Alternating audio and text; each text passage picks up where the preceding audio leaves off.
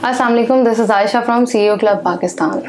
Coffee with CEO में हमारे साथ आज जो मेहमान है उनका नाम है मोहम्मद इकबाल, जो कि CEO हैं इंटरैक्टिव सिक्योरिटीज़ के। कॉफ़ी विद CEO का मेन पर्पस ये है कि हम डायरेक्शन दे सकें अपने मुल्क की यूथ को और उन्हें बता सकें कि किस तरीके से वो अपनी ज़िंदगी में आगे बढ़ सकते हैं और इन इंस्पिरेशनल स्टोरीज से कैसे अपनी ज़िंदगी को अच्छा कर सकते हैं और how to make yourself a leader. तो चलिए थोड़ी सी बात कर लेते हैं और थोड़ी सी कॉन्वर्जेशन देख लेते हैं मिस्टर इकबाल के साथ कि वो क्या कहते हैं इस हवाले से। अस्सलाम वालेकुम। वालेकुम सलाम, कैसे हैं? ठीक है जी, मैं ठीक हूँ, आप कैसे हैं सर? अल्लाह का शुक्र, अल्हम्दुलिल्लाह। सर सबसे पहले तो हमें थोड़ा सा बताइए आप अपनी मोटिवेशनल और इंस्पिरेशनल स्टोरी के बारे में, अपनी कंपनी के बारे में थोड़ा सा बताइए। आपके कौन से पेन और प्राइड पॉइंट्स रहे और यहाँ तक की जर्नी, ये सफ़र आपका कैसा गुजरा? देखिए, जब एजुकेशन के बाद कंप्लीट करके इंसान आगे बढ़ता है तो फिर काफ़ी चीज़ें प्रैक्टिकल लाइफ में आता है, तो चीज़ें आती हैं। तो मैंने अपना जो करियर का स्टार्ट किया था वो जॉब से किया। मैं एक प्राइवेट कंपनी के अंदर जॉब की, फिर वहाँ आहिस्ता आहिस्ता प्रोग्रेस करते हुए मैं कंपनी सेक्रेटरी था एक पब्लिक लिमिटेड कंपनी में। उसके बाद मुझे ख्याल ये आया कि अब आगे बढ़ने के लिए मैं अपने बिज़नेस में आऊँ, और मेरा स्टॉक एक्सचेंज से काफ़ी इंटरेस्ट था। एज ए इन्वेस्टर मैं उस वक्त काम करता था जब मैं कंपनी सेक्रेटरी था। इसके बाद मेरा रुझान यहाँ बढ़ा, तो फिर मैं स्टॉक एक्सचेंज में आया 1996 में, और अल्हम्दुलिल्लाह आज मैं इंटरैक्टिव सिक्योरिटीज़ का CEO हूँ। ग्रोथ सिक्योरिटीज़ में शेयर होल्डर हूँ मेजर, और आपके सामने है ये सब चीज़। तो ये एक ज़बरदस्त इनकी स्टोरी है जो इन्होंने जो है वो ज़ीरो से स्टार्ट लेके वो यहाँ तक आज पहुँच गए। तो सर ये बताइएगा कि अभी कोविड की वजह से बहुत इश्यूज़ हुए, तो क्या मार्केट में भी, हमारी स्टॉक मार्केट में कैसा आपका काम कैसा रहा और किस तरीके से शेयर होल्डर्स का कैसा रुझान था, या फिर इन्वेस्टर्स ने कैसे मतलब आपको फेस किया आपने कोविड में? देखिए, जब कोविड स्टार्ट हुआ तो पूरी दुनिया के अंदर क्राइसिस आया और पूरी वर्ल्ड की मार्केटें डाउन हुई। स्टॉक मार्केटें, ऑयल, हर चीज़ डाउन हुआ क्योंकि सब चीज़ शट डाउन हो गई थी। और इसके बाद लोगों को इसमें चांस भी मिला। चांस ऐसे मिला कि कुछ नए लोग इन्वेस्टर आए, जैसे हमारी पाकिस्तान स्टॉक एक्सचेंज का इंडेक्स कोविड के अंदर शुरू में 27,000 तक डाउन हो गया फ्रॉम 55,000। बिल्कुल ऐसी है। और अभी करंट जो है 46,000 के करीब है। तो बहुत बड़ा गैप मिला इन्वेस्टर को जिन्होंने न्यू इन्वेस्टमेंट की, और एक अपॉर्चुनिटी क्रिएट हुई। जी बिल्कुल। और हमने कोविड पे अल्हम्दुलिल्लाह हमारे लिए ब्लेसिंग रही कि हमारे यहाँ कोई इतना बड़ा डैमेज नहीं हुआ, और हम उसको कवर कर लिया काफ़ी हद तक, जिसकी वजह से वापस मार्केटें भी रिबाउंड हो गई और हमारी और भी चीज़ें अच्छी हो गई। लेकिन अभी कुछ चैलेंजेस हैं हमारे, जैसे IMF वगैरह का चल रहा है। अगर वो एग्रीमेंट हो जाता है IMF से तो फिर हम आगे बढ़ सकते हैं, लेकिन उसमें कुछ हर्डल्स हैं। जो IMF की कंडीशंस होती हैं उसको हम फुलफिल करने में लगे हुए हैं और काफ़ी चीज़ें कर भी ली हैं, लेकिन इंशाल्लाह हम इसको अचीव कर लेंगे।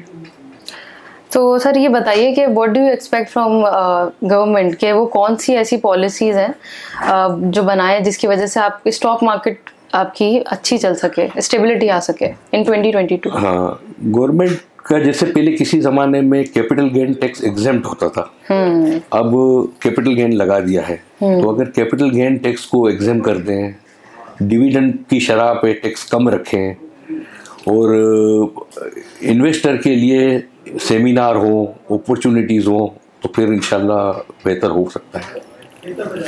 अच्छा, इस चीज़ पे भी थोड़ी सी नज़र डालिएगा कि मार्केट बड़ी अनप्रेडिक्टेबल है।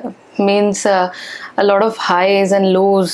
कभी एक ही दिन में 1000 प्लस हो जाती है, कभी आप देखेंगे 1000 माइनस भी चले जाती है। तो क्या मतलब एक मार्केट में पहले ऐसा होता था कि एक सस्टेनेबिलिटी के साथ चलती थी ऐसे इसका जो है ना इंडेक्स, मगर अब कभी हाई कभी low. So what is the reason? इसकी वजह ये कि मार्केट में पार्टिसिपेंट बहुत बढ़ गए। पहले एक छोटी सी मार्केट हुआ करती थी जिसमें ये लोकल इन्वेस्टर और म्यूचुअल फंड वगैरह काम करते थे।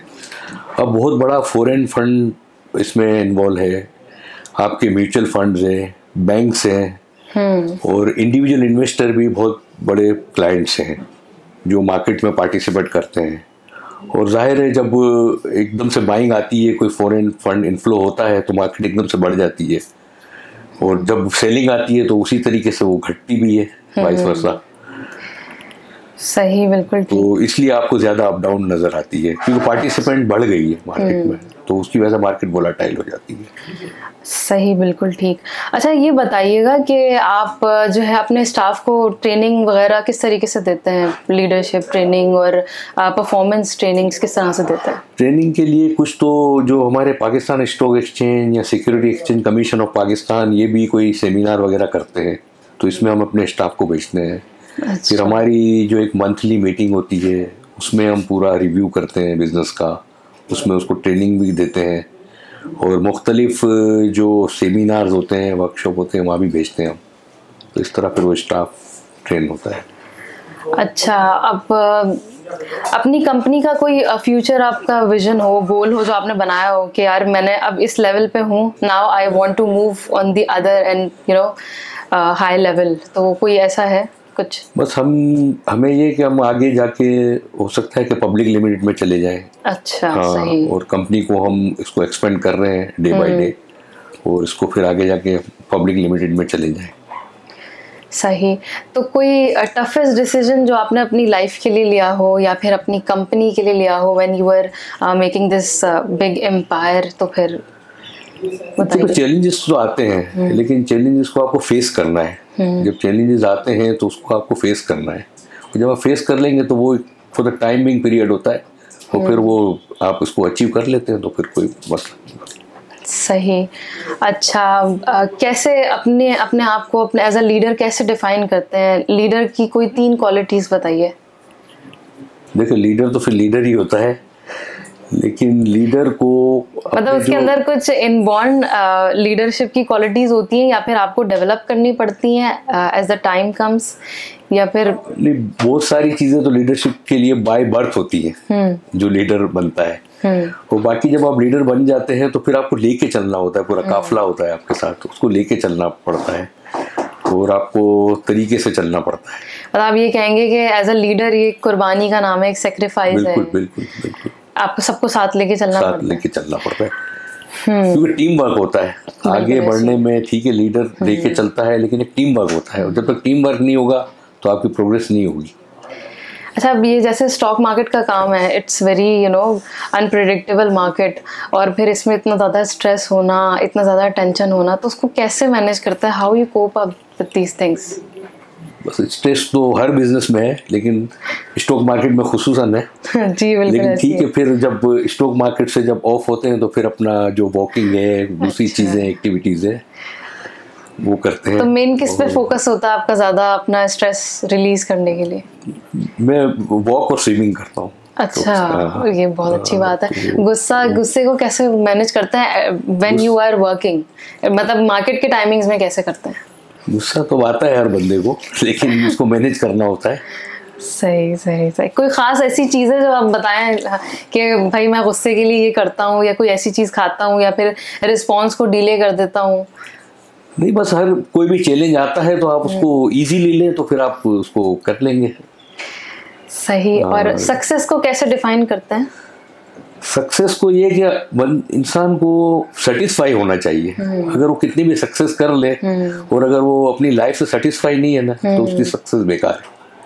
तो आपको सेटिस्फाई होना चाहिए अपनी लाइफ से, अब जहाँ भी। हाँ, बिल्कुल सही, बिल्कुल सही। अच्छा, एक चीज़ और मुझे बताइएगा, एक रिसर्च के मुताबिक जो सीईओज होते हैं वो पूरे ईयर में, साल में 60 बुक्स पढ़ते हैं, तो क्या ऐसा है? और आप अगर पढ़ते हैं तो आपकी कौन सी फेवरेट बुक है, या आप कुछ रेकमेंड करना चाहें हमारी यूथ को? बुक्स में तो माशाल्लाह आपकी जो ये है 100 सीईओ की बुक, इसको ये बहुत अच्छी है, और उसके अंदर पूरी हिस्ट्री होती है आपकी सारे सीईओ की। उसमें आपको ये पता चलता है कि कैसे आगे बढ़े, कैसे सक्सेस क्या है। तो ये रिकमेंड करूँगा, ये बुक अच्छी है आपकी। अच्छा, इसके अलावा एट दी एंड आप हमें ये बता दीजिए, हमारी यूथ को जो सब देख रहे हैं उनको ये कोई ऑप्टिमिज्म का मैसेज दे दीजिए कि आप आगे किस तरीके से बढ़ सकते हैं अपनी ज़िंदगी में। ऐसा क्या करें कि आप जो है एज अ लीडर परफॉर्मेंस दे सकें अपनी लाइफ में? करें एजुकेशन आपके लिए ज़रूरी है कि आप एजुकेशन कंप्लीट करें अपनी, और जब फिर एजुकेशन कंप्लीट करने के बाद प्रैक्टिकल लाइफ में आए तो खूब मेहनत करें, और एक टारगेट होना चाहिए आपका माइंड में कि हमें यहाँ तक पहुँचना है। जब आप टारगेट सेट करेंगे तो उसको आप ज़रूर अचीव करेंगे इंशाल्लाह। तो हमारी बहुत मीनिंगफुल कॉन्वर्जेशन रही है मिस्टर मोहम्मद इकबाल के साथ। तो उन्होंने हमें बहुत सारी चीज़ें बताई हैं, मार्केट के हवाले से भी, अपनी इंस्पिरेशनल स्टोरी भी बताई है।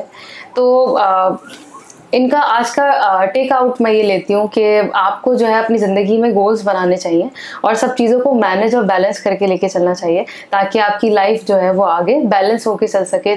चाहे वो एंगर मैनेजमेंट हो, या फिर एज अ लीडर आप काम कर रहे हो, या फिर आपको अपनी ज़िंदगी में कुछ भी अचीव करना है, so you should have to set some goals for achieving your vision और your big goal in your life.